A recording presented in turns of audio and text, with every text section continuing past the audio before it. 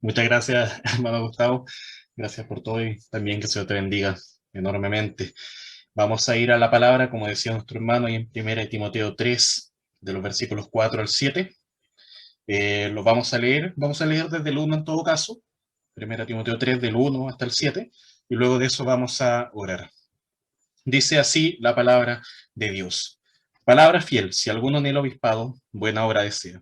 Pero es necesario que el obispo sea irreprensible, marido de una sola mujer, sobrio, prudente, decoroso, hospedador, apto para enseñar, no dado al vino, no pendenciero, no codicioso de ganancia deshonesta, sino amable, apacible, no avaro, que gobierne bien su casa, que tenga a sus hijos en sujeción con toda honestidad, pues el que no sabe gobernar su propia casa, ¿cómo cuidará de la iglesia de Dios?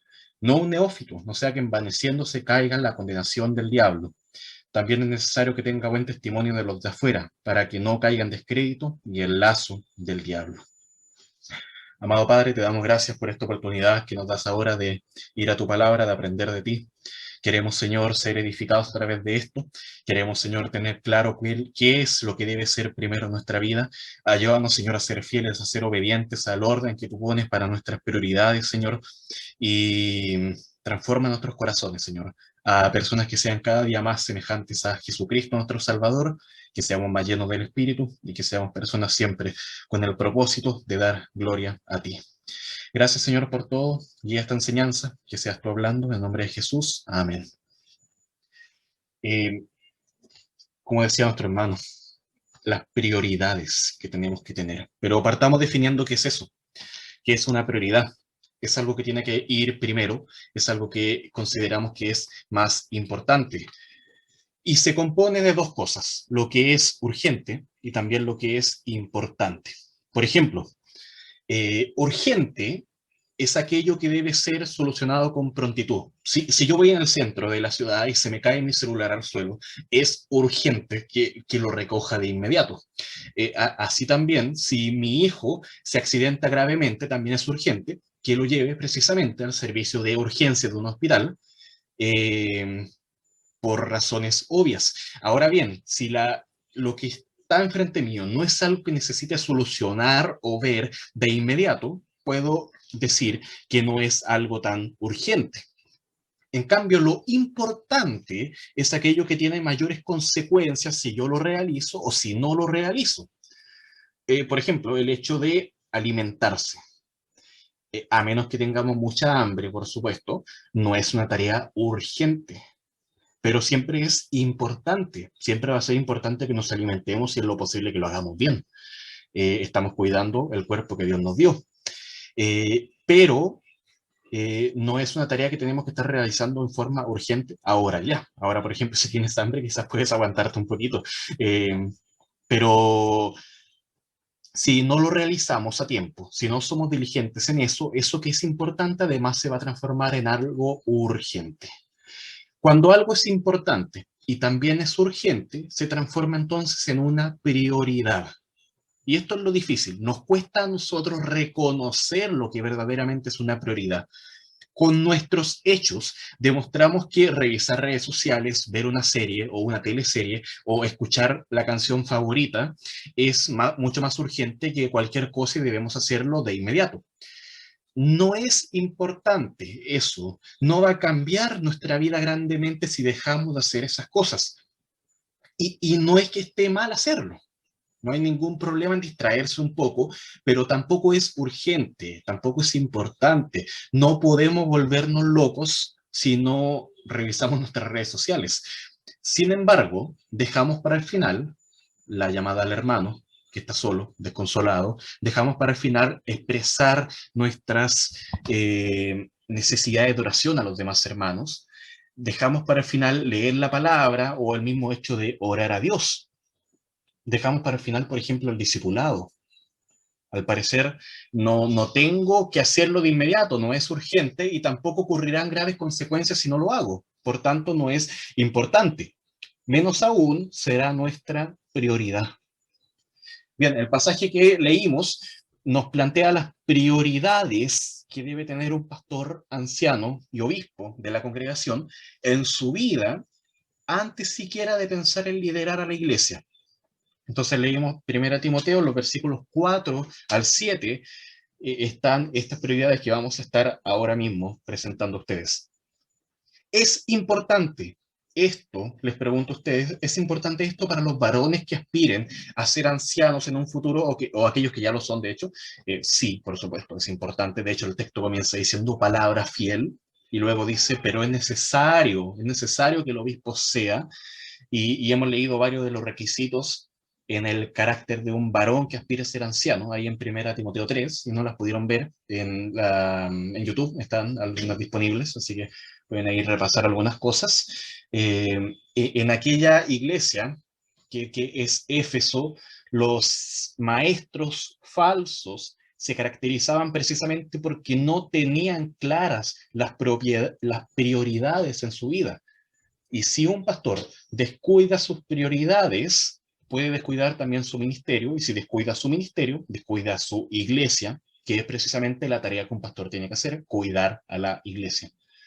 Pero es importante para todo creyente, independiente de la situación en que estén, por supuesto, también es importante para todo creyente, hombres y mujeres, de todas las edades. Eh, Todo esto está escrito en una carta que escribe el apóstol Pablo por mandato de Dios. Si ustedes van al versículo 1 del capítulo 1, van a ver de inmediato esa frase. Pablo, apóstol de Jesucristo, por mandato de Dios. Por tanto, es importante, es urgente, es un mandato de Dios. Y Pablo le rogó a Timoteo que se quedara en aquella iglesia, en la ciudad de Éfeso, para corregir varias problemáticas que se estaban presentando ahí, que de hecho eran en base al liderazgo, eran problemáticas del liderazgo de la iglesia, y ahora se lo está reiterando. Y el libro está lleno de frases llenas de urgencia y de importancia, que son como, esto te encargo ahora, esto manda y enseña, ocúpate en estas cosas, permanece en ellas, desecha estas otras cosas, no descuides lo que tienes, etcétera. Pero este texto precisamente nos habla sobre las prioridades que debe tener un cristiano maduro. Ya, entendemos, está bien, se aplica al anciano, sí. Y a eso va el texto. Pero todo cristiano maduro tiene que ser una persona que diga, sí, esto me representa, o a esto quiero aspirar. Si tú eres cristiano y aspiras a ser un cristiano maduro, tienes que escuchar las palabras que vamos a leer ahora y que vamos a explicar para ustedes. Incluso si no fueras creyente y vieras la iglesia desde afuera, podrías así también juzgar mejor si realmente las personas que estás viendo día a día representan lo que es un carácter cristiano. Bueno, por supuesto, esto lo quiero dejar claro desde un comienzo, nuestra prioridad debe ser la adoración a Dios. Esa es la gran prioridad que todo verdadero creyente debe tener. Pero a la hora de determinar la madurez de un creyente, en este texto se verán al menos tres prioridades que día a día tenemos que ir considerando en nuestra forma de comportarnos. Lo primero es que nuestra familia debe estar primero que el deseo de liderar a la iglesia, o nuestra familia debe estar primero que el anhelo de estar sirviendo en cualquier posición en la iglesia. El versículo 4 dice que gobierne bien su casa, que tenga a sus hijos en sujeción con toda honestidad. Y luego sale una frase ahí en paréntesis explicando todo esto, pues el que no sabe gobernar su propia casa, ¿cómo cuidará de la iglesia de Dios? Bueno, acá, ¿cuál es la prioridad? Primero, liderar bien en casa, y no que nos apuremos para alcanzar alguna posición de liderazgo, algún oficio dentro de la iglesia. Y nuevamente, recordando que la prioridad número uno tiene que ser Cristo. La prioridad número uno va a ser la adoración a Dios. Cuando dice que gobierne bien su casa, la casa primero, estamos hablando de un padre cristiano responsable, un esposo cristiano responsable, un administrador cristiano y responsable en lo económico, en lo afectivo, en lo espiritual. Realmente puedes considerar que en tu vida, independiente de que seas un padre, o que seas una madre, o que seas un hijo, o un hermano, estás siendo responsable en tu forma en que administras todo lo que Dios te ha dado, todo tu carácter, toda la vida, tu testimonio. El anciano, en este caso, debe ser una persona que va a ser digna de ser imitada, debiese ser digno de ser imitado, y digno también de ser obedecido, porque lo que él está enseñando es la palabra de Dios. Y es digno también de ser amado, es digno de aspirar a llegar a ser una persona así. ¿Por qué? Porque él aspira a llegar a ser como Cristo. Por tanto, imitamos a personas que imitan a Jesucristo.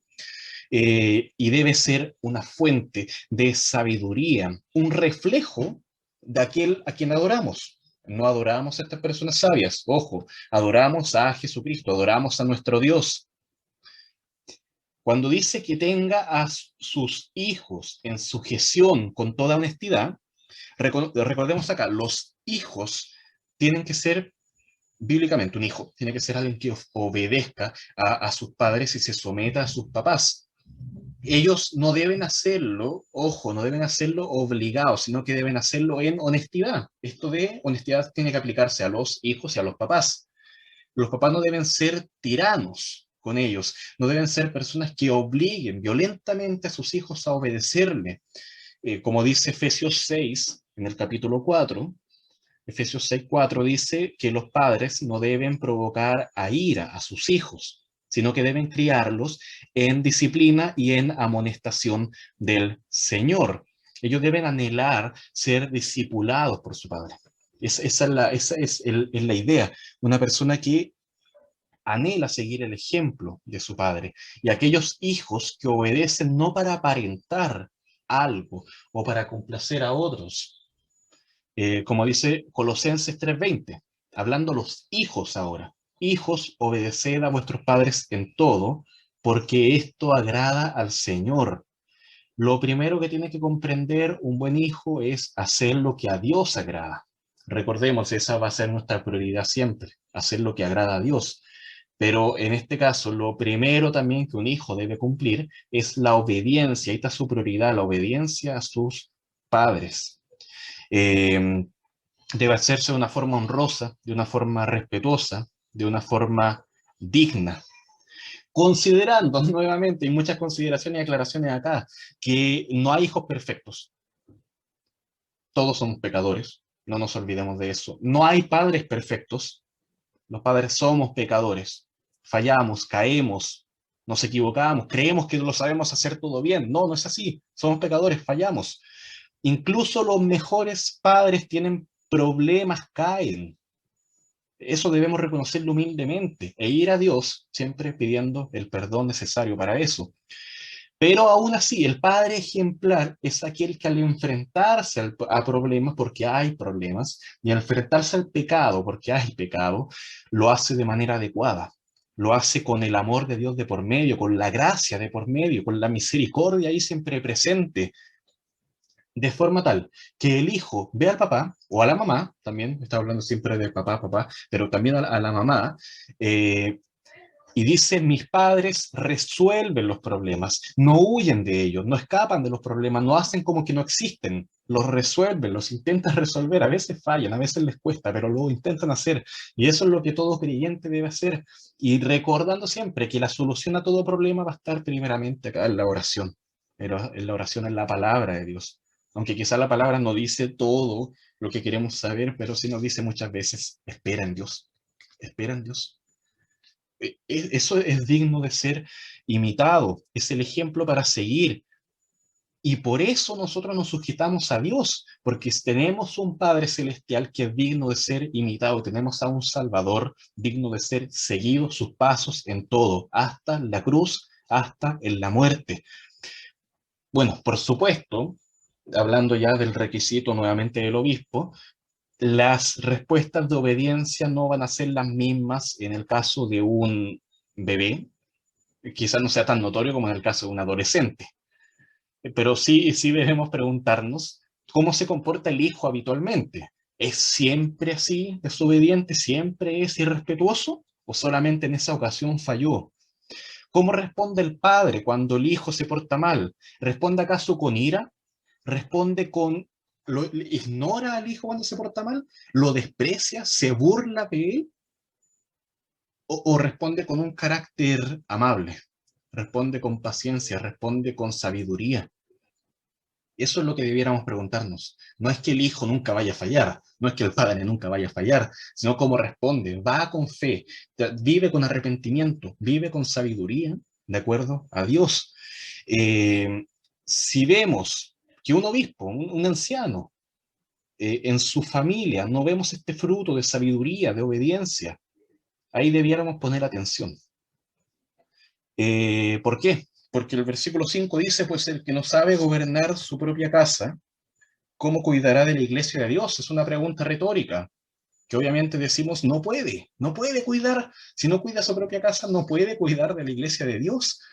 Eh, Ojo, acá, esto no enseña que un anciano sí o sí tiene que tener hijos.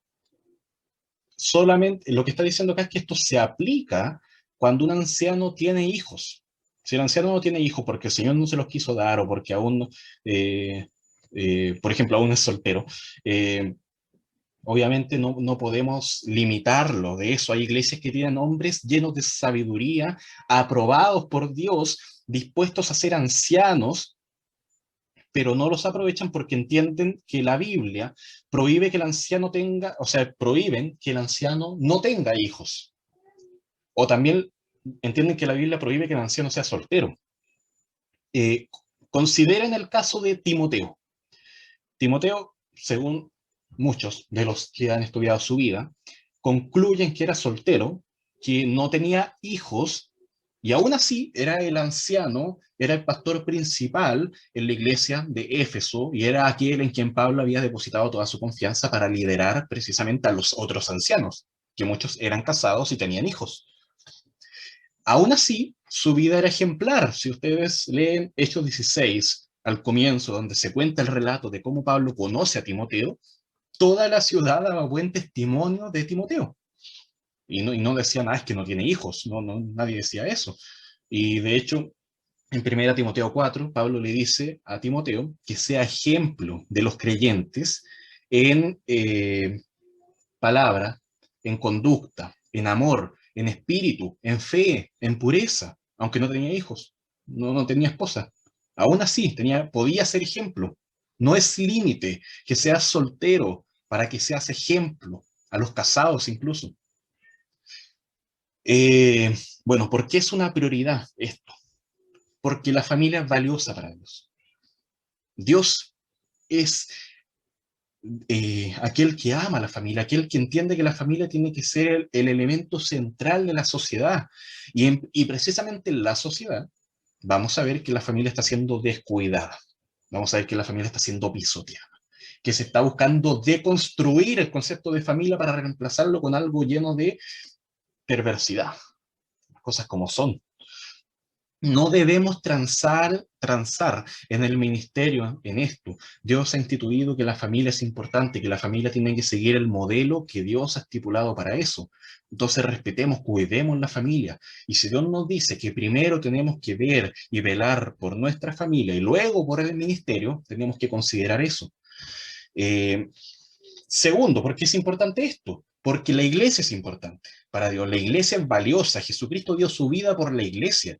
Entonces, Dios quiere que en la iglesia haya hombres que puedan cuidar su propio hogar para que así también puedan cuidar de la iglesia y cuidarla de los falsos maestros, son aquellos que promueven por sobre todo que la iglesia sea descuidada. Y una iglesia descuidada no puede darse el lujo de cumplir, o sea, no es el lujo, es lo fundamental, no puede cumplir la gran comisión que tiene toda iglesia, el gran objetivo que tiene toda iglesia. No puede ser luz en el mundo una iglesia que necesita cuidarse ella misma primeramente porque está descuidada, que necesita remendarse, arreglar su situación. Primero tiene que velar por el cuidado de ella y luego puede salir a predicar el Evangelio, ser luz en todas las naciones, en todo el mundo, donde Dios tenga preparado que esa iglesia vaya.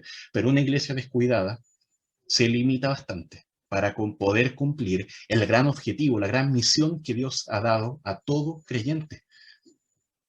y nuevamente, esto puede ser dirigido a los ancianos principalmente. Es así, es así. El texto está hablando de los ancianos, pero todo creyente, tú debes buscar ser luz en tu entorno más cercano, llevar el evangelio primero a los tuyos, aplicar lo que se enseña en la palabra de Dios, aplicar lo que es enseñado ahí primero en tu círculo más cercano.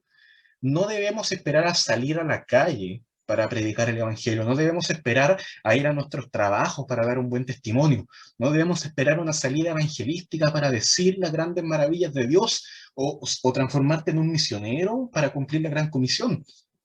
No toda la gran comisión parte por casa, parte ahí.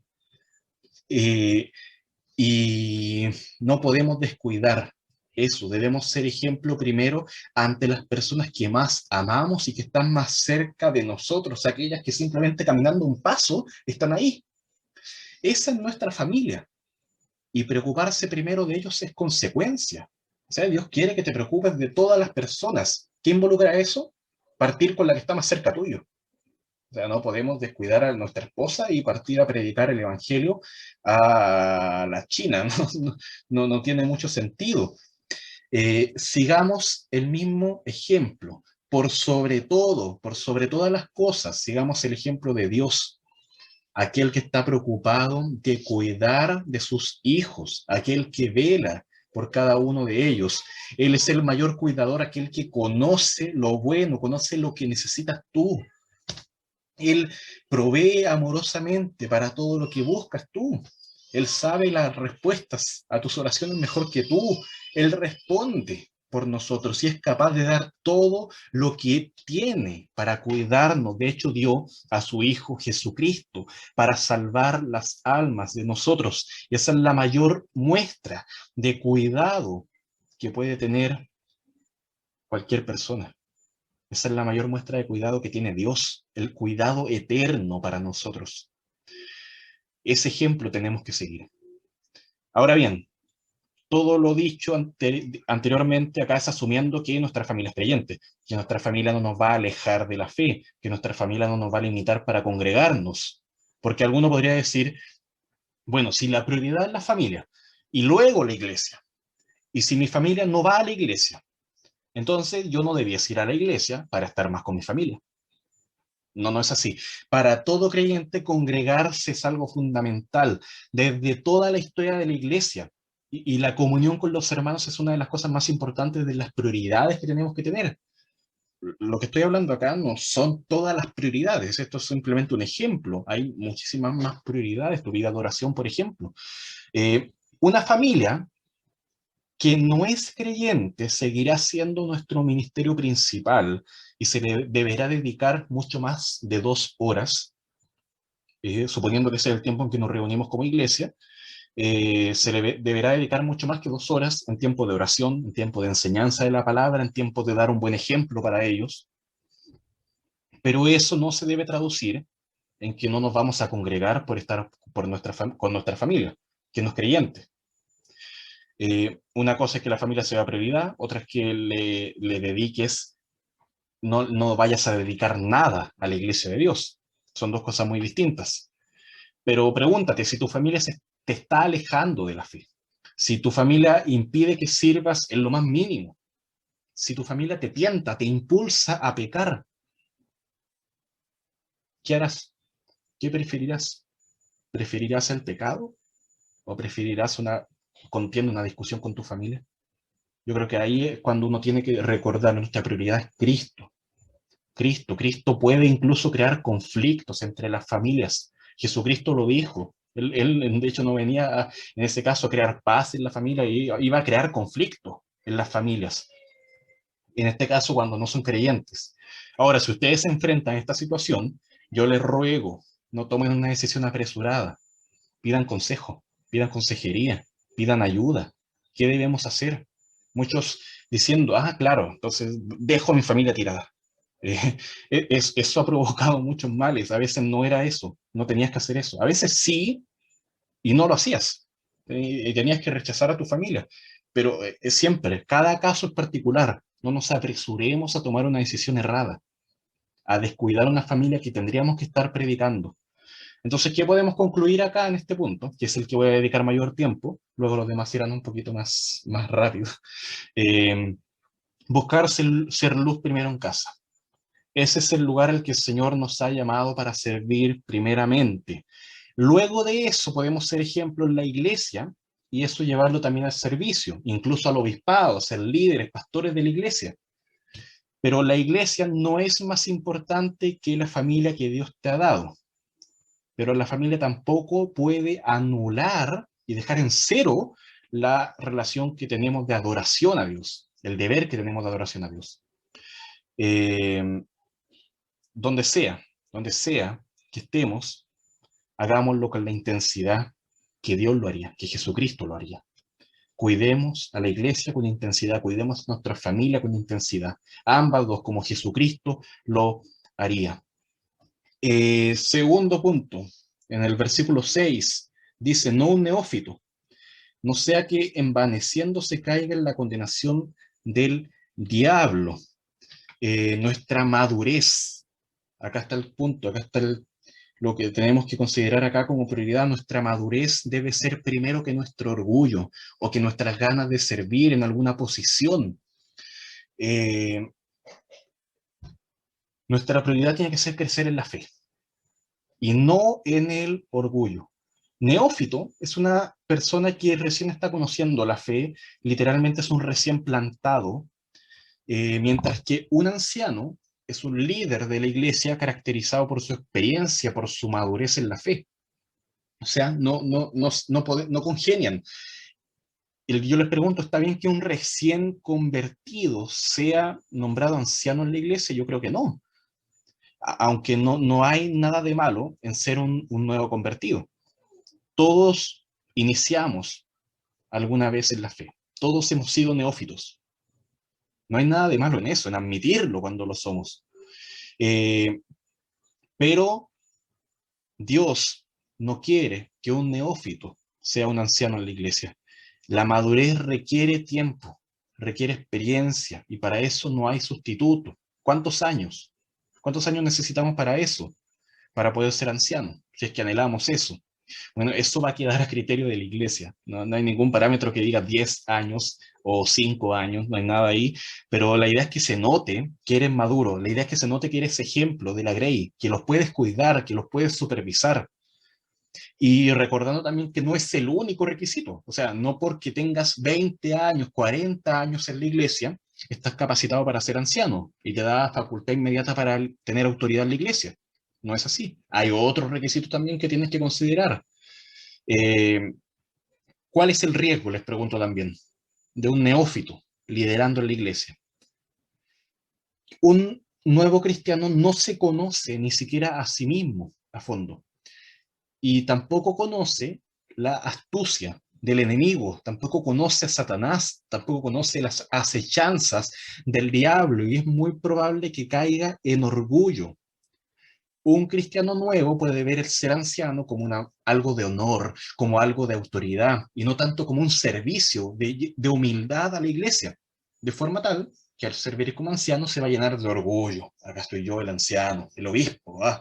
Eh, si llega a eso muy prontamente, puede caer en orgullo. Y el orgullo va a destruir su carácter, su liderazgo, su iglesia y su vida de fe. Por tanto, si eres muy joven en la fe, busca crecer más en eso, esa es la prioridad. No busques tanto llegar a ser en 2 años o en menos que eso incluso pastor de una iglesia. No, busca primero crecer en la fe. El orgullo, de hecho, fue lo que produjo la caída de Lucifer. Miren, leamos eso, Ezequiel, el profeta Ezequiel, en el capítulo 28. El capítulo 28, versículo 15. Búsquenlo para que podamos ver el ejemplo más grande de una caída por orgullo. Ezequiel 28, 15. Perfecto eras en todos tus caminos desde el día que fuiste creado hasta que se halló en ti maldad. A causa de la multitud de tus contrataciones fuiste lleno de iniquidad y pecaste. Por lo que yo te eché del monte de Dios y te arrojé de entre las piedras del fuego. oh querubín protector. Acá recordando que Satanás fue un ángel creado por Dios, que tenía una misión de parte de Dios, pero que se rebeló contra Dios y finalmente fue desechado. Y él vive en constante rebeldía ante Dios. Se enalteció, 17, se enalteció tu corazón a causa de tu hermosura, corrompiste tu sabiduría a causa de tu esplendor. Yo te arrojaré por tierra, delante de los reyes te pondré para que miren en ti. Con la multitud de tus maldades y con la iniquidad de tus contrataciones profanaste tu santuario. Yo pues saqué fuego, acá hablando Dios, yo pues saqué fuego de en medio de ti, el cual te consumió, y te puse en ceniza sobre la tierra, a los ojos de todos los que te miran. Te humillé, está diciendo Dios ahí. A todos los que te conocieron de entre los pueblos, todos los que te conocieron de entre los pueblos, se maravillarán sobre ti. Espanto serás y para siempre dejarás de ser Satanás. La condenación que tuvo Satanás por su orgullo es el riesgo que corre toda persona neófita al llegar a una posición de liderazgo. Al igual que él cayó por orgullo, el anciano orgulloso caerá inevitablemente. ¿Qué fue lo que perdió Satanás? Perdió su posición en el cielo ante Dios y perdió su posición, por supuesto, ante Dios. Perdió su ministerio y su posesión. Proverbios 16-18 dice que antes, primero, que el quebrantamiento hay algo ahí, que es la soberbia. Antes de la caída hay algo importante ahí, que es la altivez de espíritu. Y la historia bíblica muestra esta vez como reyes cayeron por causa del orgullo, por pensar que no necesitaban de Dios. Por ningún motivo pensemos esto. ¿Por qué? O sea, porque es peligroso. Es peligroso para toda persona anhelar algo, una posición, por sobre buscar su madurez. Busca eso primeramente. No es que el diablo te vaya a condenar al infierno, no está diciendo eso el texto, no, sino que está hablando de seguir la misma condena que Satanás tuvo a causa de su orgullo. No caigamos en esa condena. Pero una persona cristiana no puede ser condenada al infierno. Por supuesto, estaba hablando de humillación acá. Eh, Porque para el creyente ya no hay ninguna condenación. Para los que están en Cristo no hay condenación. Eso lo dice Romanos 8 al comienzo. Todo creyente, no solamente los ancianos, tú también debes siempre buscar madurez en tu vida, no una posición. Llegar a ser a la medida de la estatura de la plenitud de Cristo, para que ya no seamos niños fluctuantes, como dice Efesios 4:13. Debemos primero trabajar en nuestra propia vida, nuestro propio carácter y nuestra madurez para luego poder ser reconocidos por la iglesia, por ese carácter que tenemos. Pero las cosas en orden. Primero crezcamos, luego seamos reconocidos. Eh, no vayamos a considerar el servicio como una forma de aparentar madurez. Ah, que el pastor me designó para hacer esto.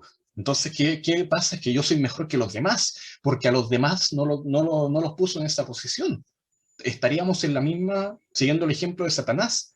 No caigamos en eso. No seamos como aquel querubín, aquel ángel que tenía Satanás que tenía Dios, que cayó por su orgullo, sino consideremos el servicio a Dios primero. Y si nuestra madurez es poca, también la responsabilidad que Dios nos ponga delante será poca. Si nuestra madurez es mayor, también Dios nos dará mayor responsabilidad para cuidar a la iglesia de Dios.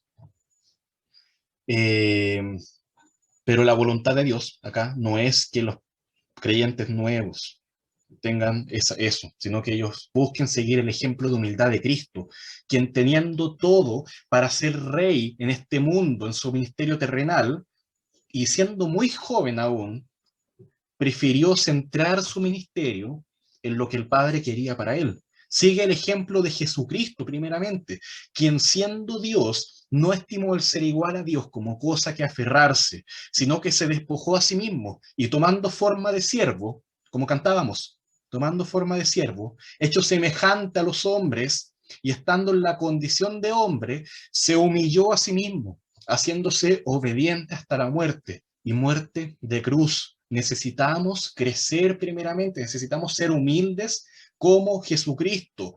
no necesitamos llenarnos de orgullo, no necesitamos una posición en la iglesia o en la sociedad, donde sea. Es lo que buscaba Satanás cuando, nuevamente Satanás, cuando tentó a Jesucristo ahí en el desierto.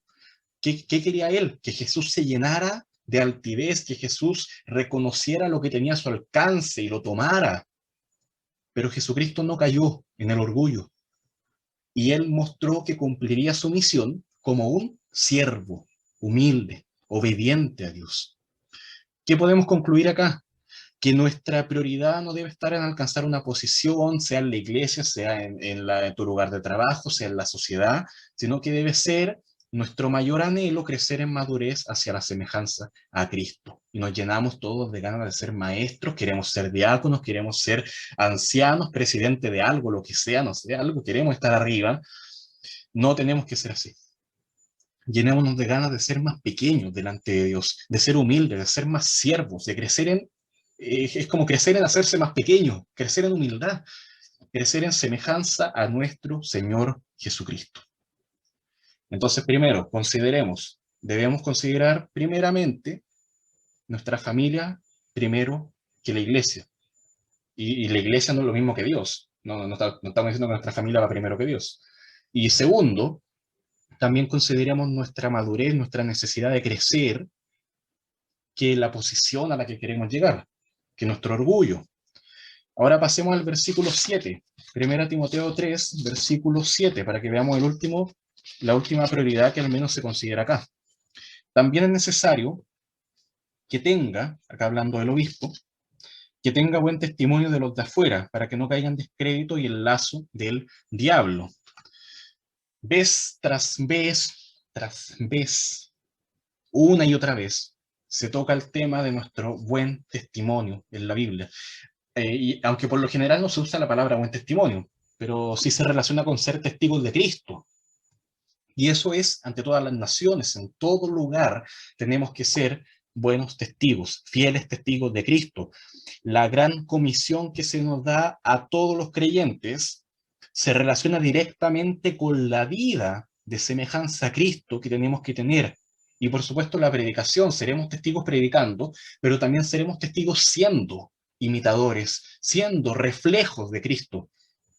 Pero no podemos ir por ahí predicando el Evangelio y a la vez teniendo una vida de mal andar que contradiga, que desacredite lo que estamos predicando. Es inconsecuente.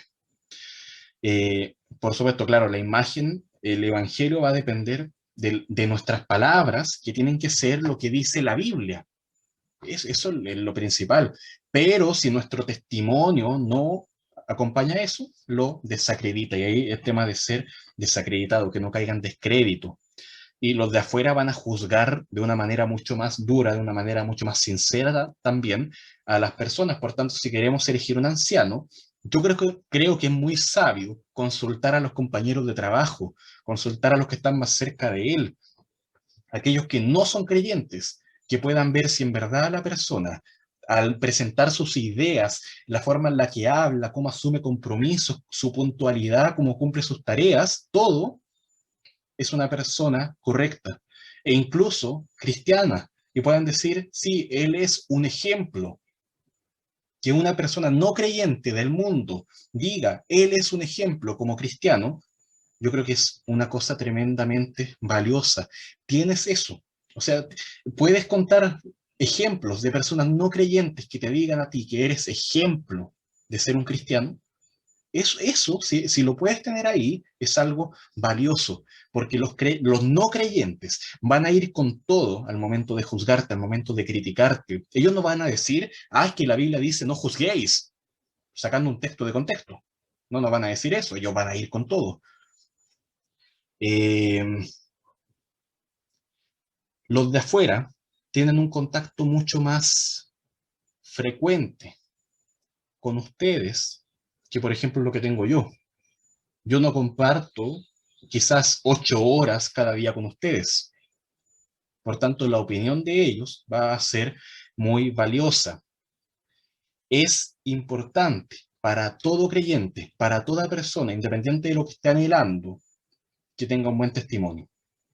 Todo cristiano debe tener una buena reputación, sobre todo los que van a ser ancianos, pero todo creyente necesita eso. Ahora tú dices, claro, quizá mi testimonio no es tan bueno, quizá he fallado, quizá estoy recién empezando y no tengo muy buena fama desde antes.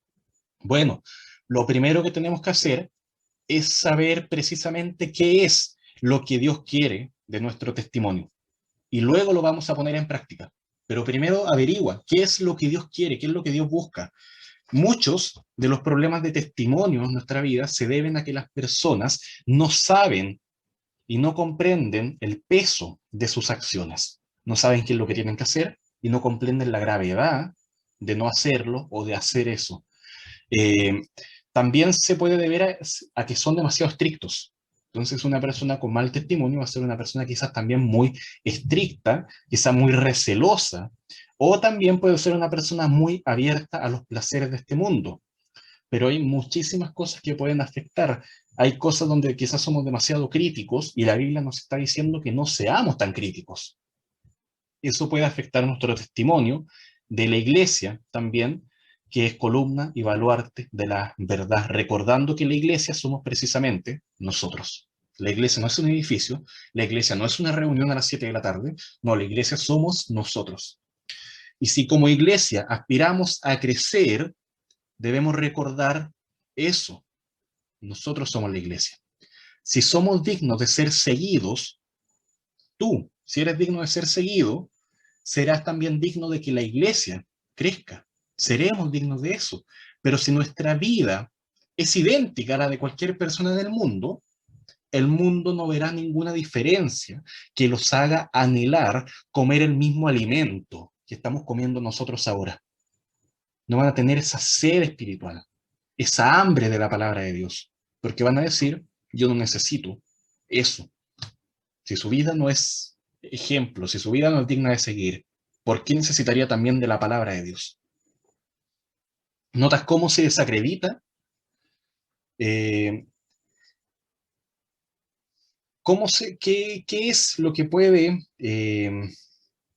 desacreditar a una persona? ¿Cómo lo podemos ver en ejemplos? Una persona deshonesta, una persona mujeriega, una persona agresiva.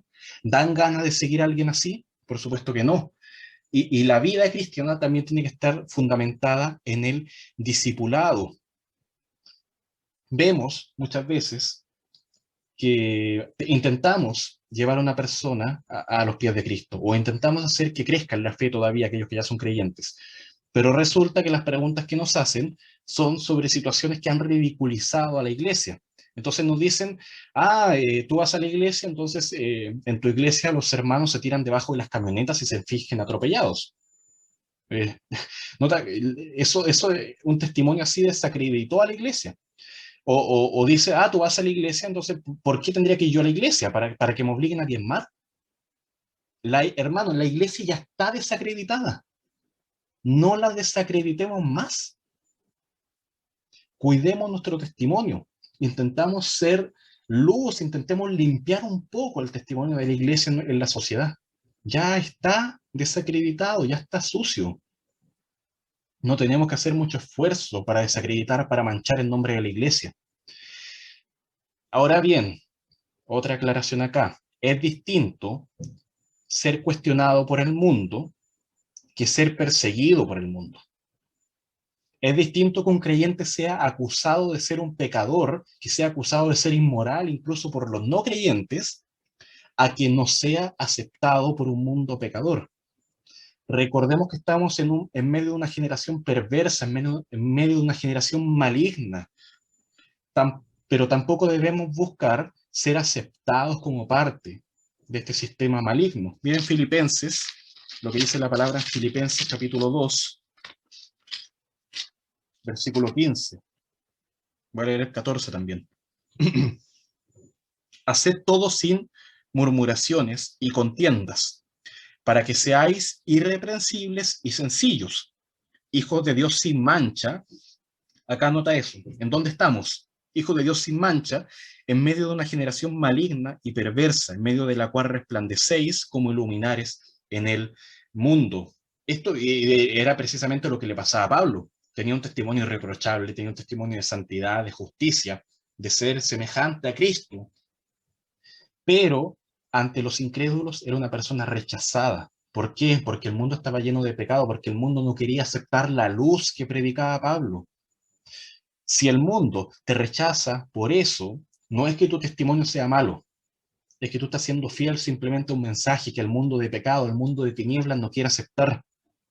Pero si tu caída es por pecado, es por inmoralidad, entonces tú vas a caer en desacreditación para toda la iglesia y además vas a caer en lazo del diablo, recordando que continuamente Satanás está ahí poniendo trampas para que caigamos, buscando desacreditar sobre todo a aquellos que están liderando la iglesia. Si Satanás ataca a aquellos que están cuidando la iglesia, es mucho más fácil que la iglesia sea descuidada. Así que debemos estar conscientes del actuar del diablo siempre. No ignoremos eso. Al diablo no se le pinta como una persona debilucha, como una persona que no puede hacer nada, no, sino que se le pinta como un astuto cazador, como un león rugiente que está ahí listo para atacarnos, para llenarnos de amarguras, para llenarnos de hipocresía, para llenarnos de un carácter pecaminoso, para hacernos caer y que todo el mundo vea eso. Y lo que tal vez comenzó como una pequeña ofensa, algún pecadillo que se le salió por ahí, Satanás se va a encargar de amarrarte a eso y que de alguna forma no puedas salir y que todos vean eso.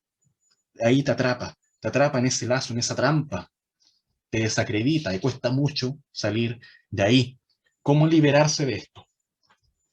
Bueno, lo principal acá es no dar oportunidad al diablo. No demos ninguna cabida ahí, nada, nada, ni un milímetro, nada. Ante cualquier falta, Satanás va a intentar acusarnos de lo peor de la sociedad y debemos evitar esto, sobre todo en un mundo lleno de redes sociales, donde es muy fácil escribir ahí anciano de la iglesia UCB o el bosque, o lo pondrían obispo, obispo de la iglesia UCB en Nos, es encontrado conduciendo ebrio.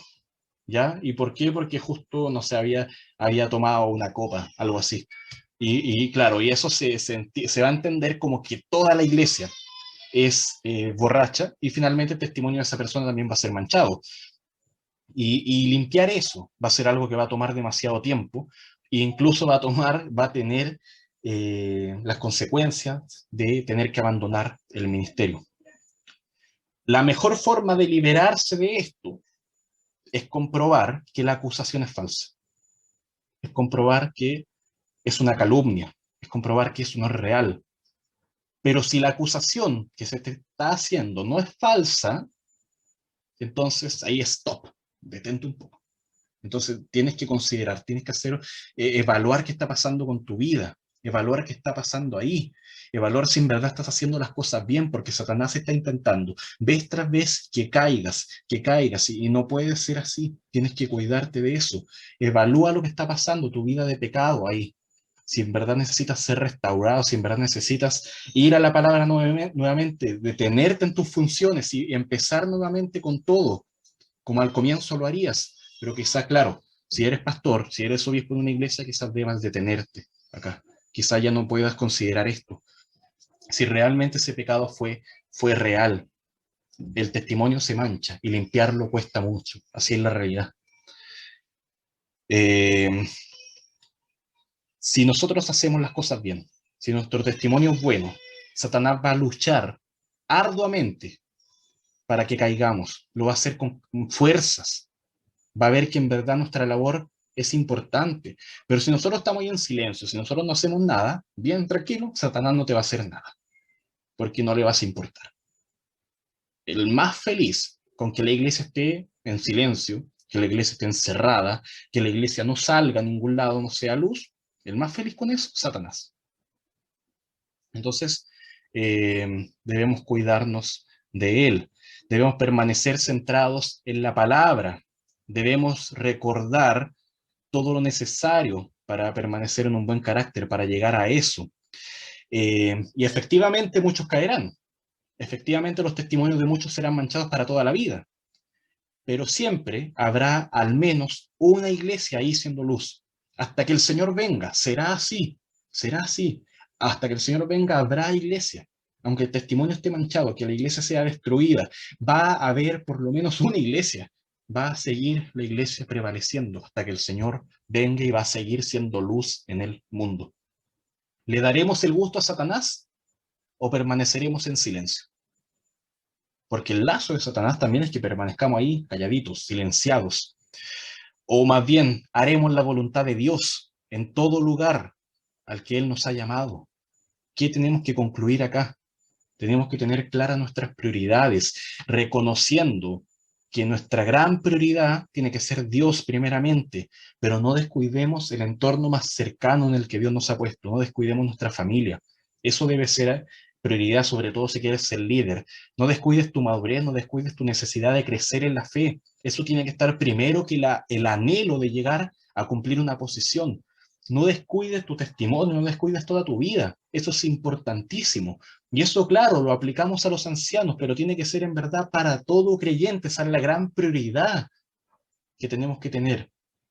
Primeramente, hacer todo esto, no por simplemente cumplir algo, no por simplemente ser más moral, sino hacerlo para Cristo, hacerlo para parecerte más a Él, hacerlo para la gloria de Dios, buscar siempre ser más lleno del Espíritu, buscar que Dios completamente esté actuando en tu vida. Esa tiene que ser la prioridad y eso se va a reflejar en una vida más consecuente a la vida que Dios quiere para ti. Por tanto, eso es lo primero, hermanos. Y vamos a orar también ahora para que estas prioridades sean claras en nuestra vida, para que podamos seguir la madurez primeramente, para que busquemos la humildad, para que busquemos primeramente el carácter de Dios. Busca primero el reino de Dios. Esa es la gran prioridad. Aquí se muestra un ejemplo, aquí se muestra una aplicación en la vida diaria de los que tienen que ser las prioridades de cada creyente. Pero la gran prioridad siempre va a ser buscar primero a Dios. Oramos para finalizar. Señor, nuestro grande Dios, grande eres tú, Señor, digno de alabanza por siempre. Gracias porque estás siempre presente, gracias porque nos escuchas, gracias porque nos enseñas. Gracias, Padre, porque tú no te diste a ti mismo por nosotros, entregaste a tu Hijo para que muriera en una cruz, para que tomara nuestro lugar. Gracias porque nos has salvado, Señor. Y ahora te vemos a ti como Dios santo, como Dios primero, preeminente. En primer lugar, la gran persona a la que debemos adorar, el gran objetivo de nuestra vida. Señor, queremos como iglesia crecer en santidad. Queremos crecer en ser iguales a Cristo. Queremos crecer en obediencia. Ayúdanos a reflejar esto en todo lugar, Señor, en nuestro entorno más cercano, en nuestras familias. Te ruego por cada uno de los que están acá, sobre todo aquellos que tienen un entorno diario en el que no hay muchos creyentes, Señor, para que cuiden su testimonio, para que puedan ser luz en todo lugar, Señor. Te pido por cada uno de ellos, Señor, para que estén siempre creciendo en madurez, para que estén siempre anhelando ser llenos del Espíritu, Señor, que tú hagas eso, que tú obres en la vida de cada uno. Gracias, Señor, por este tiempo y te agradezco porque tu palabra puede ser enseñada. En el nombre de Jesús, amén.